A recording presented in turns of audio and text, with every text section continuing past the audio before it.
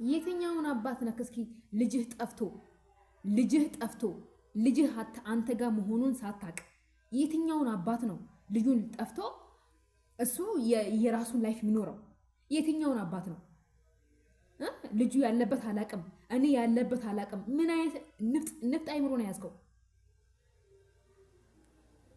ያለበት የማታቅ ነገር ከሆነ አንተ ልጁ አንተ ጋር የሌለ ነገር ከሆነ ልጁ ያለበት የማታቅ ነገር ከሆነ በዚህ ናክል ጭካኔ ለምን ነው ፈለከው? በዚህ ናክል ጭካኔ ለምን አስፈለገ? ይሄን ናክል ጨካኝ ማለት መሆን ለምን አስፈለገ? ሲቀጥል በምን አእምሮ ተቀብለኸው ነው ያለ ልጅህ ያለበትን ሳታቅ ቁጭ ብለህ አንተ የራስን ላይፍ የምትኖረው? ነገ እኮ ያው ነው። ነገ በሄርሜላ የተወለደ ልጅ እንደዚህ ማድረግህ ያለ ማሰብ አንችልም። ታስበዋለህ፣ ታደርገዋለህ። ሲጀመር አንተ የምትኖረው ለስሜት ብቻ ነው።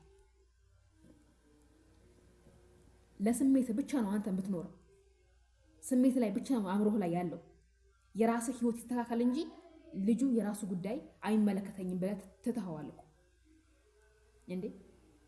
ቆይ በምን አእምሮ ሐስብኸው ነው? በምን አእምሮ ተረተኸው ነው ልጅህ አንተ ጋር እንደሌለ ካወቅ በዚህ ናክል ቁጭ አልከው ቤት ላይ? ምን ነው አንተ አእምሮህ ጤነኛ አይደለም? አሞሃል? ከታመምክ እኮ ሕክምና መውሰድ ነው ያለብክ። በዚህ ናክል ምንድነው ይሄን ናክል እንደዚህ መደንዘዝ? ምን ነው ድንዝዝ አልክ? ፈዘስክ፣ ደነዘዝክሳ? ሃይ ምንድነው በዚህ ናክል? ውዴ ጉድ እኮ ነው። ምንድነው ፍቅር ይሄን ናክል እንደዚህ ያደነዝዛል?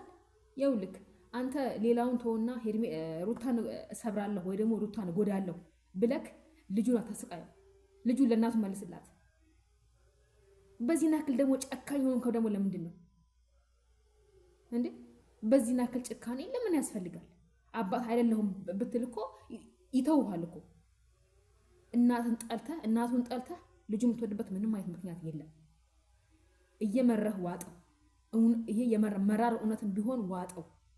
ልጁን ወደህ እናቱን የምጠላበት ምክንያት የለም።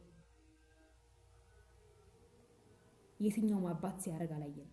የትኛውንም አባት ይሄን አይነት ድርጊት ሲያደርግ አላየንም። ያንተስ ከፋ። ሃይ ያንተስ ከፋ። ይሄን ያክል ጨካኝ መሆን፣ ይሄን ያክል አረመኔ መሆን ለምን ያስፈልጋል? ለምን አተዋቸው? ለምንድን ነው ማተዋቸው? ነው ወይስ ይሄን ያክል አይናጆ ሆኖብሃል? ኧረ ተዋቸው በቃ። የራስን ህይወት ኑር፣ የራስን ኑሮ ኑር። እኔ እኮ አሁን ያልገባኝ ነገር እስኪ ቢያንስ የሆነ ነገር ተናግሩ። ልጅ ጡጦስ ለቋል እንዴ?